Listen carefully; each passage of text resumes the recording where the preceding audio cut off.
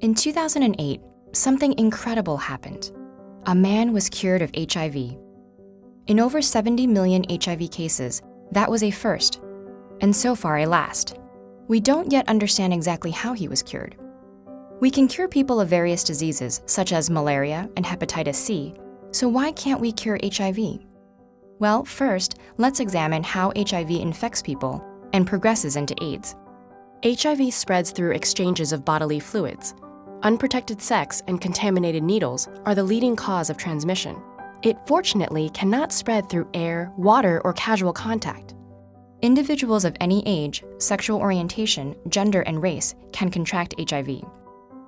Once inside the body, HIV infects cells that are part of the immune system.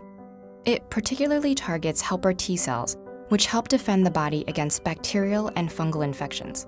HIV is a retrovirus, which means it can write its genetic code into the genome of infected cells, co-opting them into making more copies of itself. During the first stage of HIV infection, the virus replicates within helper T cells, destroying many of them in the process. During this stage, patients often experience flu-like symptoms, but are typically not yet in mortal danger. However, for a period ranging from a few months to several years, during which time the patient may look and feel completely healthy, the virus continues to replicate and destroy T cells.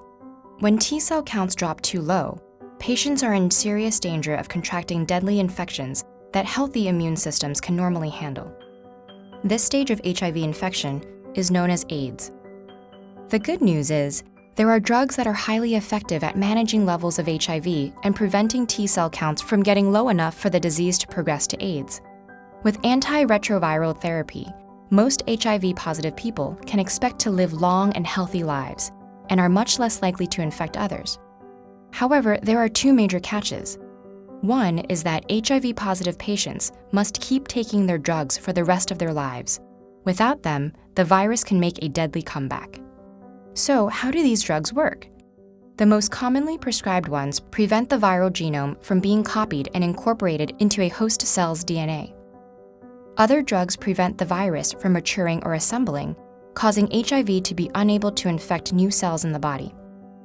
But HIV hides out somewhere our current drugs cannot reach it, inside the DNA of healthy T cells. Most T cells die shortly after being infected with HIV. But in a tiny percentage, the instructions for building more HIV viruses lies dormant, sometimes for years. So even if we could wipe out every HIV virus from an infected person's body, one of those T cells could activate and start spreading the virus again. The other major catch is that not everyone in the world has access to the therapies that could save their lives. In sub-Saharan Africa, which accounts for over 70% of HIV patients worldwide, antiretrovirals reached only about 1 in 3 HIV-positive patients in 2012. There is no easy answer to this problem. A mix of political, economic, and cultural barriers makes effective prevention and treatment difficult. And even in the US, HIV still claims more than 10,000 lives per year. However, there is ample cause for hope. Researchers may be closer than ever to developing a true cure. One research approach involves using a drug to activate all cells harboring the HIV genetic information. This would both destroy those cells and flush the virus out into the open, where our current drugs are effective.